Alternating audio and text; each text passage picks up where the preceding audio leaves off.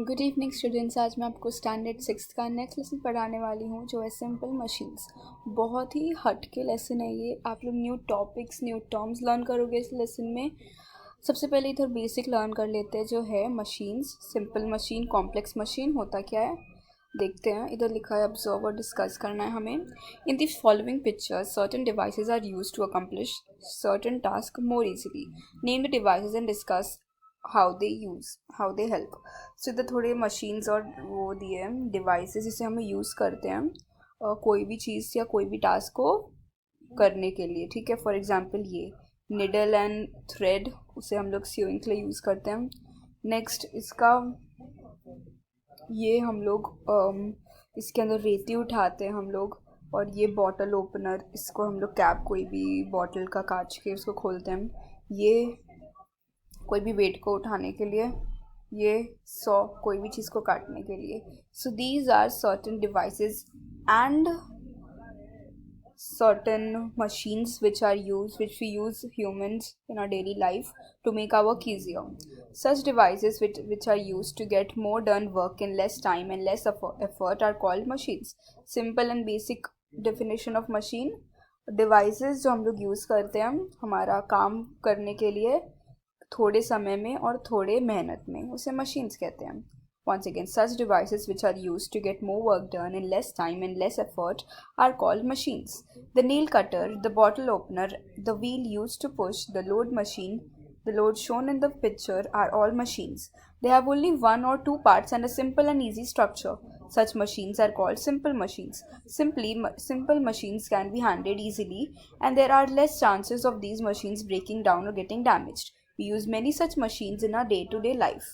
सो अभी इधर दिया है नेल कटर है, जो इधर nail cutter bottle opener, nail cutter bottle opener, the wheel use to push the load, ये सब मशीन्स हैं। और they are called simple machines because they have easy structure and easy body parts, like most at the most they have two parts. Okay, these machines are called simple because they have only two parts, two or one part. That's why these are simple machines. Simple machines like these can be handled easily and there are low chances of these machines to get broken or damaged. While complex machine जो next करेंगे वो सब breaking down के damage का उसमें खतरा होता है, वो सब बाद में। अभी सिंपल मशीन है। सिंपल मशीन हम लोग विदाउट आर नोइंग हम लोग डे टू डे लाइफ में बहुत यूज़ करते हैं। एक एग्जांपल आपको मैं बोलूँगी कमेंट में करने को। इधर आपने देख लिया ना सिंपल मशीन जो हम लोग यूज़ करते हैं। फॉर एग्जाम्पल अभी मैं आपको बताती हूँ, पुराने समय में हम लोग एक मशीन यूज़ करते थे, क्या बोलते हैं, गांव में होता था ये वीट या कोई भी उसको आटा निकालने के लिए हम लोग एक सर्कल सा रहता, उसको हम लोग घुमाते थे तो वो निकलता था। जो वीट रहता था उसका फ्लावर बनता था, हम लोग उसको घुमाते थे। वो भी एक सिंपल मशीन था, टू पार्ट्स थे उसके और इजीली वो यूज़ होता था। हाँ, थोड़े एफर्ट्स लगते थे बट अगेन। सेकेंड होता है एक हैंड पंप। साइकिल में जब हवा भरते हैं हम लोग पंप करके, वो भी टू पार्ट्स का सिंपल मशीन हम लोग यूज़ करते हैं डेली लाइफ में। नेक्स्ट है, can you tell? Observe the machines shown in the following pictures. For what purposes are they used? Can you name some of other machines of this kind? इधर mixer है, scooter है, ये wheel chair है, ये bicycle है और ये machine है, स्विंग मशीन है। These machines have many parts which carry out many processes for completing a task. For this purpose, the parts are joined to one another. Therefore, these machines are called complex machines. Some of the parts of such complex machines are usually simple machines. The structure of complex machines is complicated. In our day-to-day life, we use simple or complex machines depending upon the task to be carried out and the time and efforts required to it. So अभी तो हम लोग देख रहे हैं एक बहुत अच्छा, इसमें से हम लोग ले सकते हैं साइकिल, डेली लाइफ में यूज़ होता है। अब इसके अंदर कितने सारे पार्ट्स रहते हैं, व्हील आगे लेके जाने का, हैंडल हम लोग को बैलेंस करने का, सीट हम लोग को बैठने का, पेडल उसको आगे घुमाने का। इधर बहुत सारे पार्ट्स है जो एक साथ काम कर रहे हैं हम लोग को ये करने के लिए, to bring about our task, जो हम लोग को जो भी करना है हम लोग को इस साइकिल से। ठीक है, ये सब कुछ कॉम्प्लेक्स मशीन बोलते हैं। कॉम्प्लेक्स मशीन बनता कैसे है, बहुत सारे सिंपल मशीन्स को जोड़ के, सिंपल। नेक्स्ट पार्ट इधर है एन इंक्लाइंड प्लेन। अब हम लोग प्लेन के बारे में समझेंगे। प्लेन होता क्या है, एक स्ट्रेट सरफेस होता है। Let's start. Let us learn about some simple machines. An inclined plane. A heavy drum is to be loaded onto a truck. Ravi chose the plank A while Hamid chose the plank B. Rahi did not choose a plank at all. Who would find the drum heaviest to load? Who would find it lightest? And which one of the plank A and B is longer? Which one has to be steeper slope? What can we conclude from this? If a slanting plank is used to lift a weight, we have to bear less of the weight and lifting it becomes easier. Such a plank is called an inclined plane. The more gradual the slope, the lesser is the plane we bear. But such an inclined plane is longer. The steeper the slope, the shorter the inclined plane. But we have to bear a greater weight.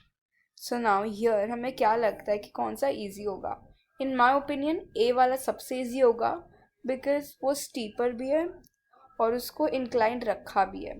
अब ये वाला देखो, वो भी same ही position में रखा है, but देखो ये छोटा है, इसका जो लेंथ है वो छोटा है, इसका बड़ा है. इसमें से सिंपली उसके ऊपर रख के रोल कर देगा. बट इधर इधर उसको ये स्पेस आ रहा है जो इसकी वजह से ये थोड़ा थोड़ा मुश्किल हो सकता है. ए वाला सबसे इजी है, सो दैट मीन्स रवि वाला सबसे इजी प्लैंक है.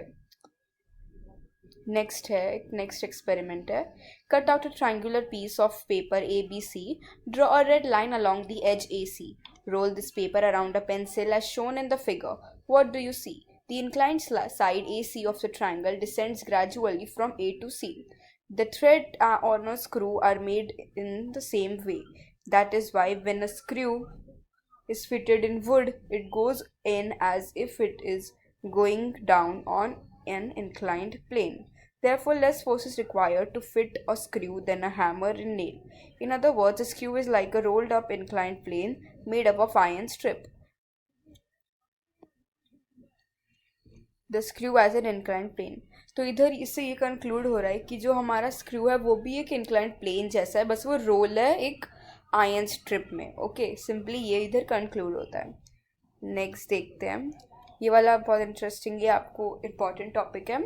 In the past the Greek scientist Archimedes invented the machine shown in this picture. That is why it is called Archimedes' screw. It was used to lift water from the hold of a ship. Archimedes used a round pipe fitted with a rod in it. The pipe was placed at an angle of 45 degrees with one end inside the water and the rod resting on the flat of a surface. When the rod was turned, water gets lifted into this device. So ये big screw के design जैसा ही है, pattern circular है. जैसे ही वो rod lift होता था उसके अंदर पानी भरता था और ये साइड से वो नीचे चला जाता था. नेक्स्ट स्टार्ट करते हैं. अ veg. An axe is used for cutting wood. A sharp tool is formed on joining two inclined planes. Such an tool is called a wedge. A wedge is used for breaking an object into two pieces or to separate objects stuck together. An axe, a knife, or a chisel are some of the examples of simple machine. A needle and a nail are also kinds of a wedge. Wedge क्या होता है? जो कोई दो inclined planes को join करके बनता है, उस टूल को वेज कहते हैं. वेज मोस्टली यूज होता है कोई भी टू चीज़ को तोड़ने के लिए या सेपरेट करने के लिए. सिंपल ये आप ये क्या देख रहे हो, एक्स है ये, इसके दोनों साइड इंक्लाइंड प्लेन है, वो दोनों क्यों यूज़ होता है? ब्रेक करने के लिए. ठीक है, टू पीसेस में.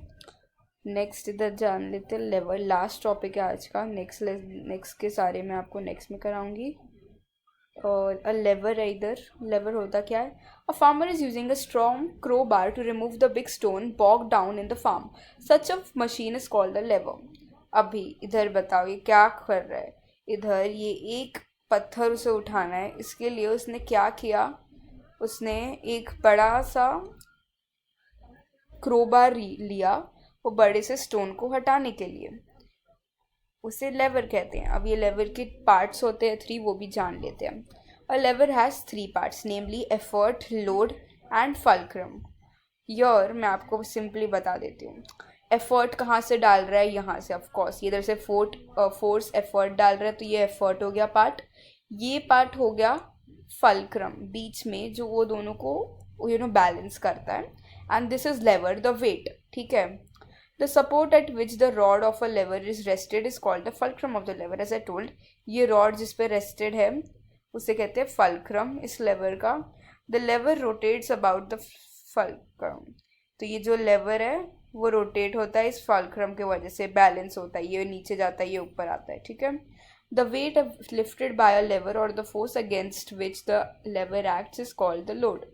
As I told, weight lifted by the lever, ये लेवर से जो वेट लिफ्ट हो रहा है वो इसे कहते हैं लोड, जो किसके अपोजिट होता है, फोर्स के अपोजिट होता है, एफर्ट के अपोजिट होता है, उसे कहते हैं load. The arm of the lever from the fulcrum to the load is called the load arm. Fulcrum से लेवर के बीच में जो एरिया होता है उसे लोड आर्म कहते हैं। The force applied on the other hand of the load to lift the load is called the effort. इधर एफर्ट जो हम लोग लिफ्ट करने के लिए लगा रहे हैं उसे कहते हैं effort. The part of the lever from the fulcrum to the effort is called the effort arm. Simple. Once again, जैसे सीसॉ में होता है वैसे ये फल्क्रम समझ लो, ये वेट जिसको हम लोग उठा रहे हैं इधर एफर्ट और फोर्स की मदद से। सिंपल। That's it. आज का वीडियो इधर ही ख़त्म करती हूँ। नेक्स्ट टॉपिक करेंगे हम लोग, और भी इसके एग्जाम्पल्स पढ़ेंगे और इसके थोड़े और प्रॉपर्टीज़ पढ़ेंगे, एक न्यू टॉपिक का पुले पढ़ेंगे और maintenance of machine. That's it. Thank you for watching. जल्दी से नेक्स्ट पार्ट लेके आऊँगी। कीप स्टडिंग, रीडिंग करो, कॉन्सेप्ट समझो। Thank you.